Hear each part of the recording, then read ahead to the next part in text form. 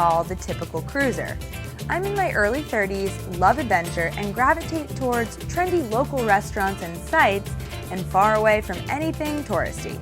However, after I spent 1 week cruising through the Mediterranean's most iconic port cities on the swanky Viking Star, I can definitely say that I am all in for cruising. We were sailing on the Viking Star's iconic Mediterranean itinerary. Let's start with the rooms. Our deluxe veranda stateroom was on the 4th floor, and I have to say it became our home away from home. It was nicely decorated and so efficiently laid out that even at 224 square feet, we didn't feel like we needed any more room. But I have to say my favorite part of the whole room was the balcony. There's a lot of good eating on board, so I was happy that they had a high-end gym. The nearby LivNordic Spa is even better. That's not the only water amenity on board though. The ship has 2 other pools and 2 other hot tubs. I preferred the outdoor infinity pool located at the back of the ship, since I could take in the views of the sea or the port while I relaxed in the warm waters. Another major perk for me was the food on the ship, and it was really good. I'm actually pretty picky, and I was impressed with the quality in all the restaurants. For a different brunch option, I loved Mamsen's, the cute Swedish counter in the Explorer's Lounge. Their waffles should not be missed. If you make it back in time for tea, definitely head to the Winter Garden for an elegant tea service with live music. And yes, it's all included. Get a reservation for Manfredi's if you like Italian food. I really liked the Italian cinema decor here and the large booth tables. The chef's table has a set menu of multiple courses that changes every few nights. And though I did like each dish, it didn't hit me as much as some of the other restaurants.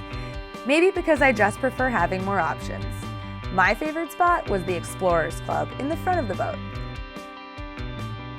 For nightlife, there are very talented performers, singers, and musicians on board, but we were only able to catch one of these because we were always so tired by the end of our busy days in the port.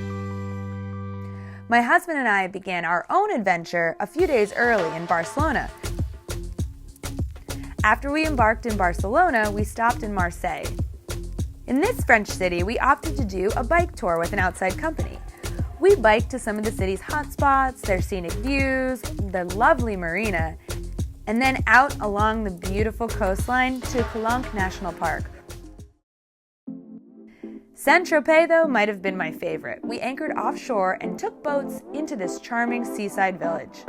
Everywhere I turned was gorgeous, and I loved the sailboat-filled harbor.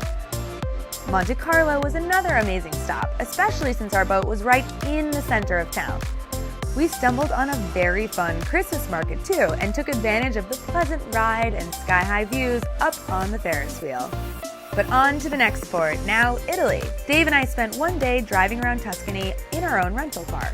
We headed to the mountains to see the medieval village of Barga, then spent the rest of the time in the lively walled city of Lucca, where we ate amazing food, shopped, and walked the pedestrian-friendly streets. The next day we did one of Viking's excursions called A Day in Tuscany. We headed out to the Tuscan hilltop town of San Gimignano by bus. This town is known for its towers as well as its adorable streets, local shops, and mom-and-pop eateries. After our group was whisked to the nearby FATTORIA San Donato, a farmhouse run by a husband and wife duo who were eager to feed us their locally grown, handmade food.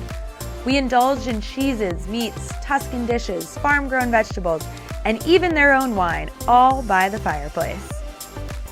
With the boat staying in the port overnight, we got to linger and really enjoy our time in Tuscany.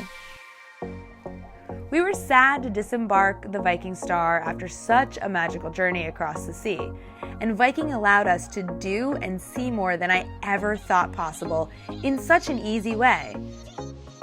This was truly traveling in style.